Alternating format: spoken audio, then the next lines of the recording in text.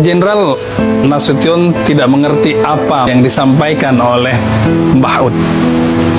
Beberapa hari sebelum pemberontakan PKI, Jenderal Nasution diajak oleh Kiai Mahrus Ali di Lirboyo untuk bertemu dengan Mbah Ud. Mbah Ud, Gus Ud, atau yang bernama lengkap Kiai Haji Ali Mas'ud Sidoarjo, dikenal sebagai seorang yang banyak memiliki karomah bahkan dia sejak kecil. Ia adalah seorang waliullah, ia adalah seorang kekasih Allah.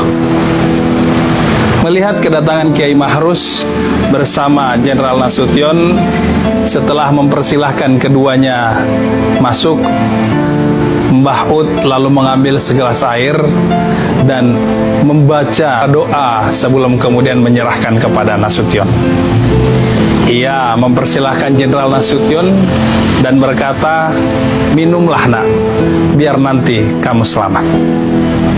Selamat? Maksudnya? Pikir Nasution. Ia tidak paham apa makna kalimat itu, tetapi ia juga merasa tidak sopan untuk bertanya. Ia tahu betul siapa sosok yang ada di hadapannya, dan tanpa berpikir panjang lagi, ia lalu meminum air tersebut, mengambil berkah dari sang wali. Setelah kembali, tidak berapa lama betul terjadi pergolakan yang sama sekali di luar pikiran Jenderal Nasution. Ketika itu, Partai Komunis Indonesia (PKI) melakukan gerakan pengkhianatan pada tanggal 30 September tahun 1965 yang kemudian dikenal sebagai pengkhianatan G30S PKI.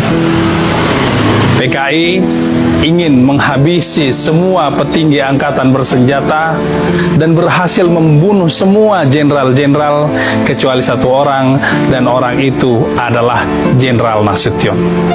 Disitulah ia paham bahwa inilah yang dimaksud oleh Mbah Ud ketika memberikan segelas air itu kepadanya. Partai Komunis Indonesia dengan gerakan pengkhianatannya adalah sejarah kelam bangsa Indonesia. Mereka ingin menguasai negeri ini bukan hanya dengan menghabisi para jenderal, tetapi juga bahkan memfitnah mereka. Ia mengatakan bahwa para jenderal ini melakukan semacam kudeta untuk menurunkan Presiden Soekarno dengan membentuk Dewan Jenderal.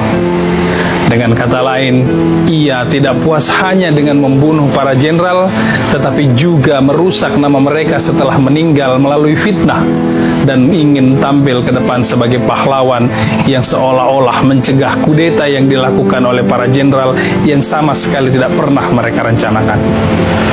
Tetapi Allah tidak tidur, bukan para jenderal yang habis begitu saja, melainkan justru mereka lah yang tertumpas, dan para jenderal ini kemudian dikenal sebagai pahlawan revolusi.